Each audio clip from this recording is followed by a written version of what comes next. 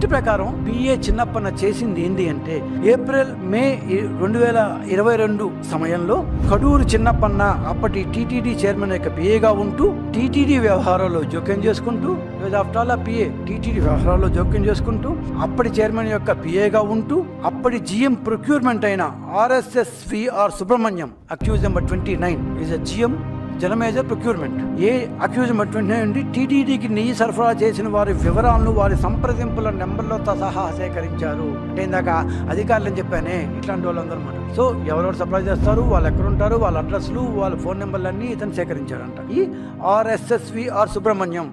ఇంకోటి విచారణ సమయంలో కడూరు చిన్నప్పన్న అక్యూజ్ నెంబర్ 24 ఇతను అప్పటి టీటీడీ చైర్మన్ యొక్క పిఏగా ఉంటూ టీటీడీ బోర్డు సమావేశాలు జరగడానికి చాలా ముందుగానే everyone needs to hear TTD board సమావేశాలు జరగడానికి చాలా ముందుగానే నెయ్యి మరియు ఇతర వస్తువుల సరఫరా టెండర్లకు సంబంధించిన టీటీడీ కొనుగోలు కమిటీ సిఫార్సులకు సంబంధించిన ఈమెయిల్లను యాక్సెస్ చేయగలిగాడు.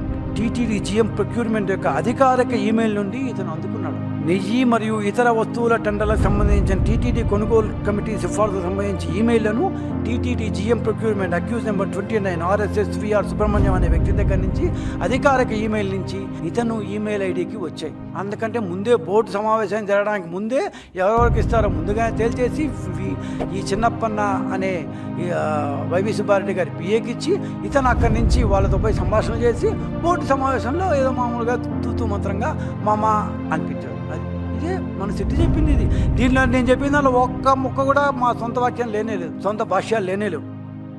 చాలా విషయాలు వాస్తవాలను దాచి రాజకీయ లబ్ధి కోసం ప్రజల మనోభావాల మీద, భక్తుల మనోభావాల మీద, భగవంతుడి యొక్క శక్తి మీద మీరు చేసినటువంటి ఏదైతే మాటలు ఉన్నాయో భగవంతుడే ఇవాళ చూపించాడు. భగవంతుడికి తెలుసు ఆయన ప్రసాదంలో అపచారం జరిగితే ఏం చేయాలని. అందుకే మీకు ఇవాళ కళ్ళు తెప్పించాడు. సిబిఐ సిట్టు ఏదైతే ఇవాళ ఇందులో ఈ అవశేషాలు లేవు అని రిపోర్ట్ ఇచ్చిన తర్వాత కూడా మళ్ళా ఇంకా రాజకీయ అంటే ఏ విధంగా రాజకీయంగా నేను ఇందులో మేలు పొందాలి అని ప్రయత్నంలో మీకు మీడియాలు ఉన్నాయి. రాసిన మీడియాలు ఏం చెప్తాయి, చూపించిన మీడియాలు ఏం చెప్తాయి, మీకు వంత పాడినటువంటి అనేక మంది ఏం చెప్తారు